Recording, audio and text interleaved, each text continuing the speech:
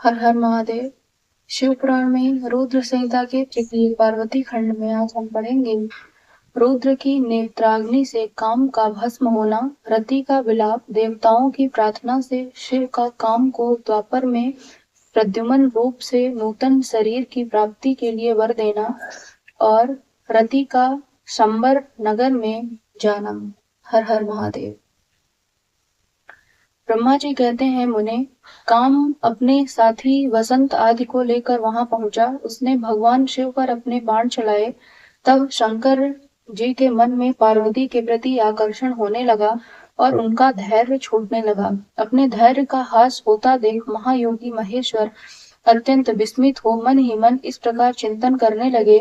शिव बोले, मैं तो उत्तम तपस्या कर रहा था, उसमें विघ्न कैसे आ गए? किस कुकर्मी ने यहाँ मेरे चित्त में विकार पैदा कर दिया? इस तरह विचार करके सत्पुरुषों के आश्रय दाता महायोगी परमेश्वर शिव शंका युक्त हो संपूर्ण दिशाओं की ओर देखने लगे। इसी समय वाम भाग में बाण खींचे खड़े हुए काम पर उनकी दृष्टि पड़ी। वह मूर्छित मदन अपनी शक्ति के घमंड में आकर पुनः अपना बाण छोड़ना ही चाहता था। नारद, इस अवस्था में काम पर दृष्टि पड़ते ही परमात्मा गिरीश को तत्काल रोष चढ़ गया। उन्हें उधर आकाश में बाण सहित धनुष लिए खड़े हुए काम ने भगवान शंकर पर अपना अमोघ अस्त्र छोड़ दिया, जिसका निवारण करना बहुत कठिन था।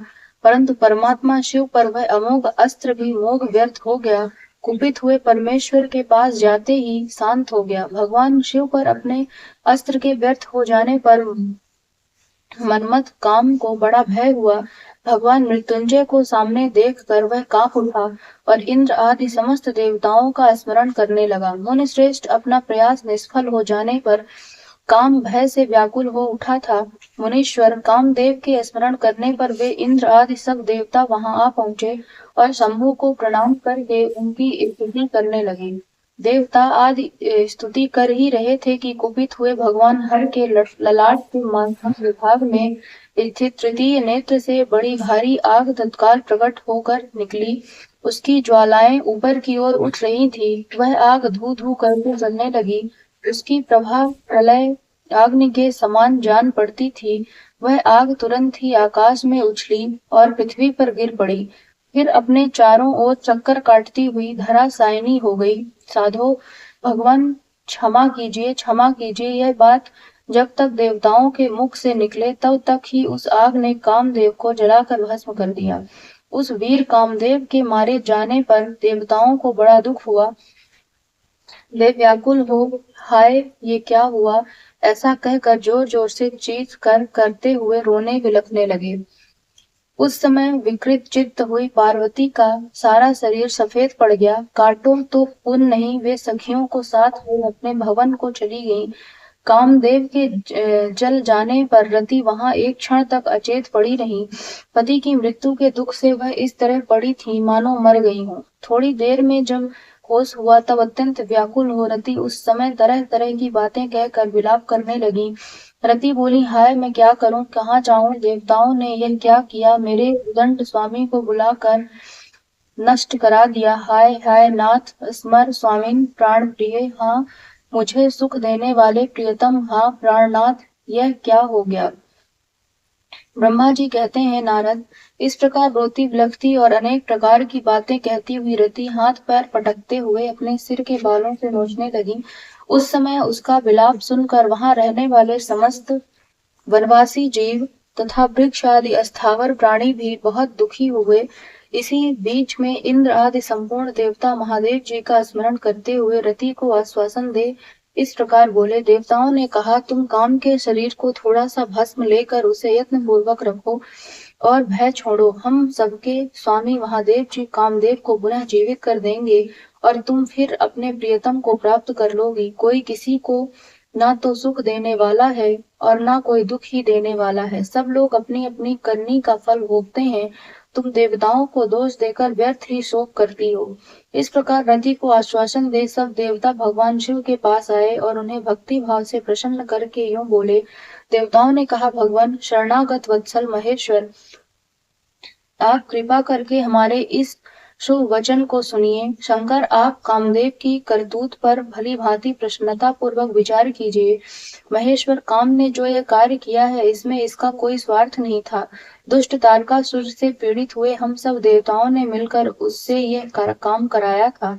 नाथ शंकर, इसे आप अन्यथा ना समझें। सब कुछ देने वाले देव गिरीश, सती साध्वी रति अकेली अति दुखी होकर विलाप कर रही हैं। आप उसे सांत्वना प्रदान करें। शंकर, यदि इस क्रोध के द्वारा आपने कामदेव को मार डाला तो हम यही समझेंगे कि आप देवताओं सहित समस्त प्राणियों का अभी संहार कर डालना चाहते हैं। रति का दुख देखकर देवता नष्ट प्राय हो रहे हैं, इसलिए आपको रति का शोक दूर कर देना चाहिए। ब्रह्मा जी कहते हैं, नारद, संपूर्ण देवताओं का यह वचन सुनकर भगवान शिव प्रसन्न हो उनसे इस प्रकार बोले। शिव ने कहा, देवताओं और ऋषियों, तुम सब आदर पूर्वक मेरी बात सुनो। मेरे क्रोध से जो कुछ हो गया है वो तो अन्यथा नहीं हो सकता। तथापि रति का शक्तिशाली पति कामदेव तभी तक अनंग शरीर रहित रहेगा जब तक रुक्मणी पति श्री कृष्ण का धरती पर अवतार नहीं हो जाता। जब श्री कृष्ण द्वारिका में रहकर पुत्रों को उत्पन्न करेंगे तब वे रुक्मणी के गर्भ से काम को भी जन्म देंगे। उस काम का ही नाम उस समय प्रद्युम्न होगा, इसमें संशय नहीं है। उस पुत्र के जन्म लेते ही सम्रासुर उसे हर लेगा। हरण के पश्चात दानव शिरोमणि संबर उस शिशु को समुद्र में डाल देगा।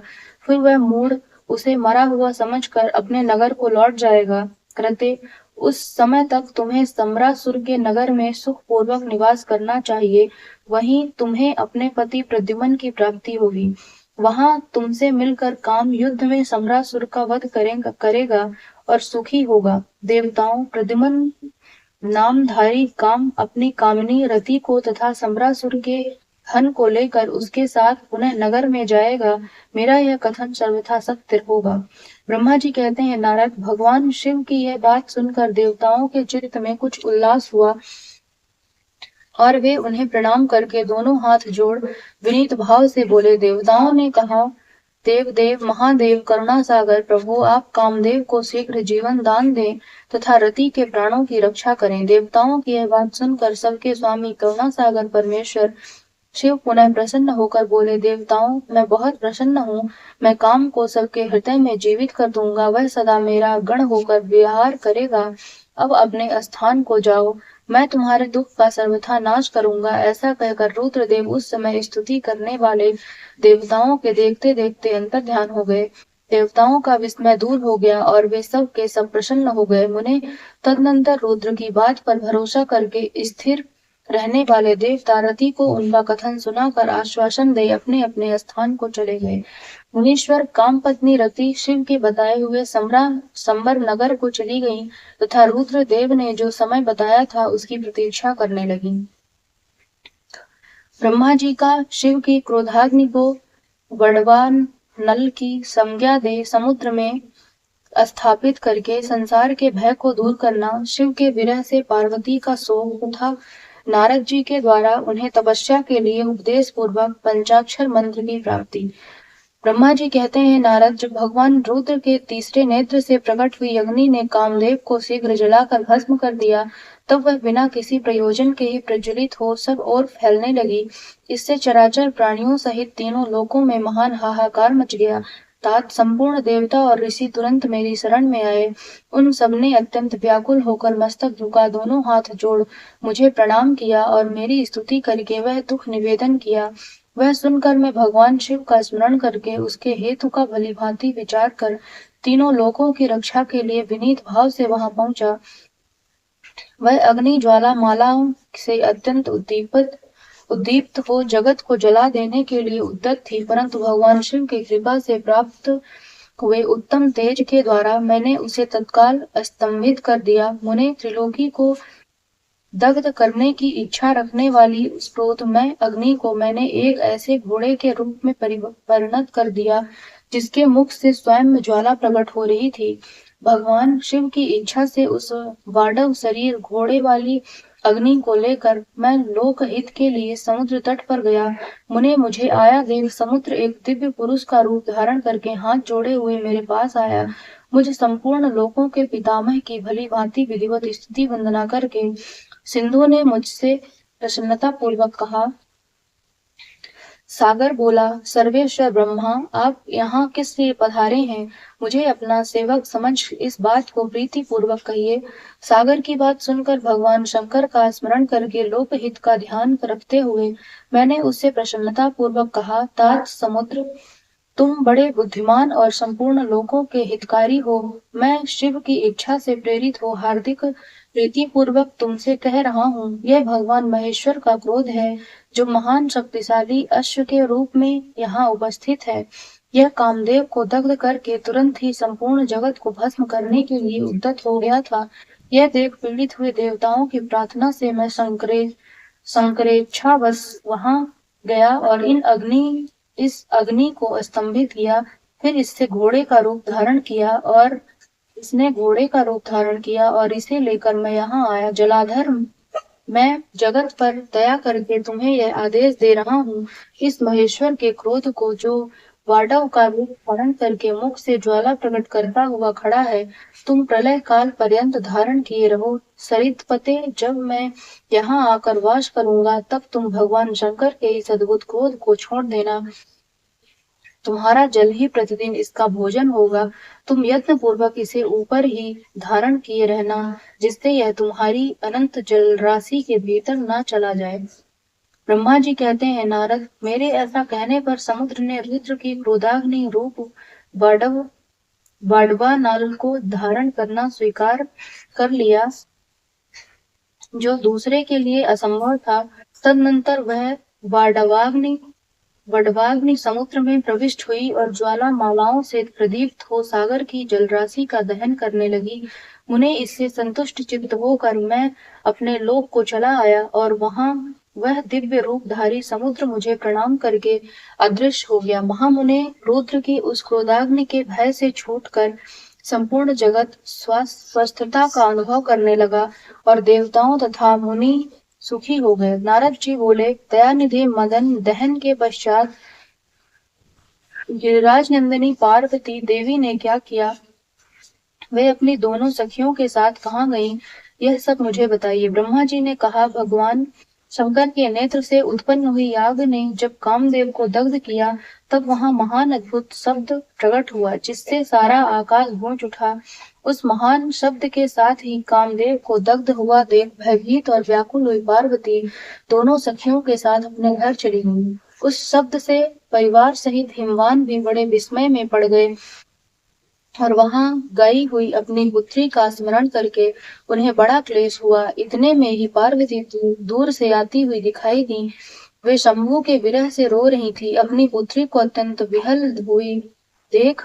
विह्वल हुई देख शैलराज हिमवान को बड़ा शोक हुआ और वे शीघ्र ही उसके पास जा पहुंचे। वे फिर हाथ से उसकी दोनों आंखें पोंछ कर बोले, शिवे, डरो मत, रो मत। ऐसा कहकर अचलेश्वर हिमवान ने अत्यंत विह्वल हुई पार्वती को शीघ्र ही गोद में उठा लिया और उसे सांत्वना देते हुए वे अपने घर ले आए। कामदेव का दाह करके महादेव जी अदृश्य हो गए थे, अतः उनके विरह से पार्वती अत्यंत व्याकुल हो उठी थी। उन्हें कहीं भी सुख या शांति नहीं मिलती थी। पिता के घर जाकर जब वे अपनी माता से मिली, उस समय पार्वती शिवा ने अपना नया जन्म हुआ माना। वे अपने रूप की निंदा करने लगी और बोली, हाय, मैं मारी गई। सखियों को समझाने पर भी वे गिरिराज कुमारी उस समझ नहीं पाती थी।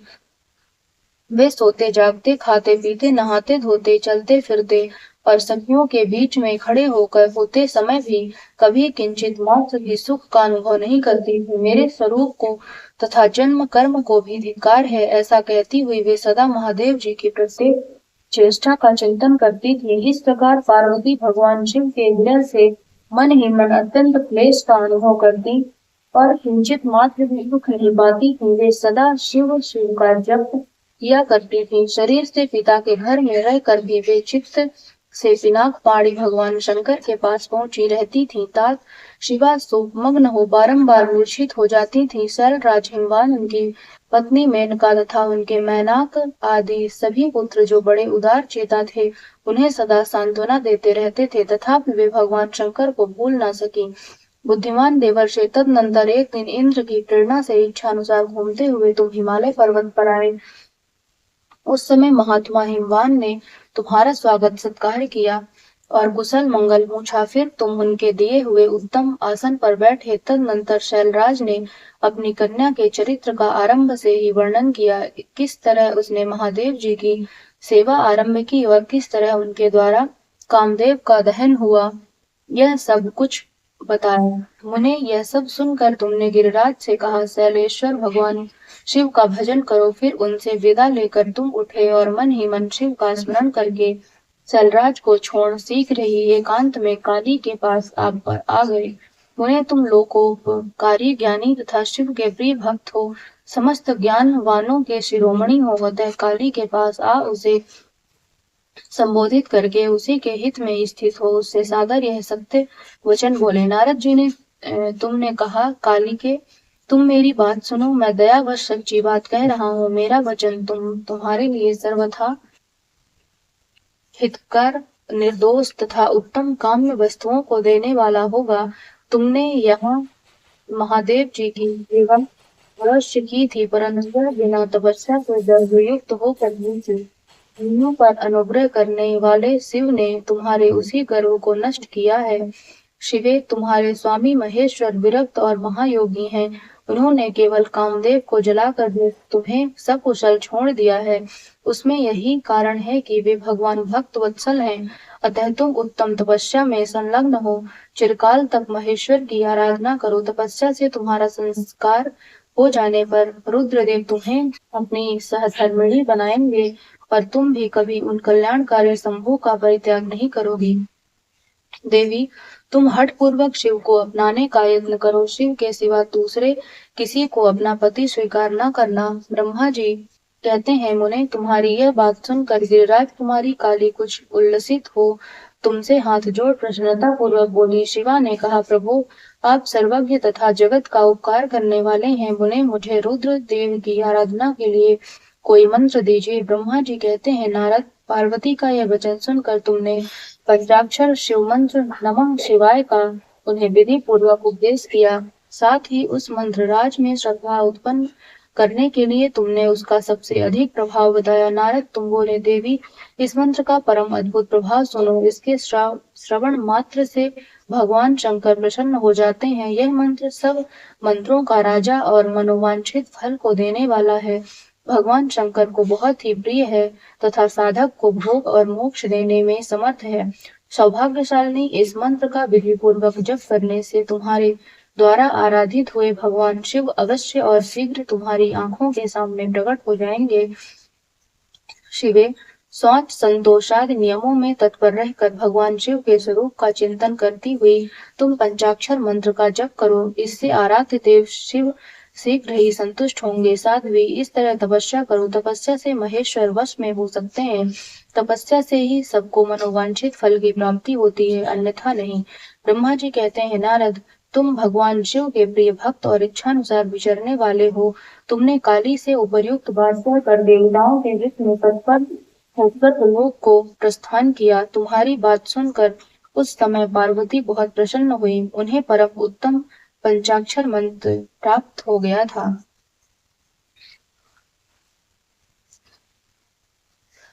हर हर महादेव। इस वीडियो में यहीं तक था। मिलते हैं आप सभी से नेक्स्ट वीडियो में। तब तक के लिए आप सभी को श्री शिवाय नमस्तुभ्यम। हर हर महादेव।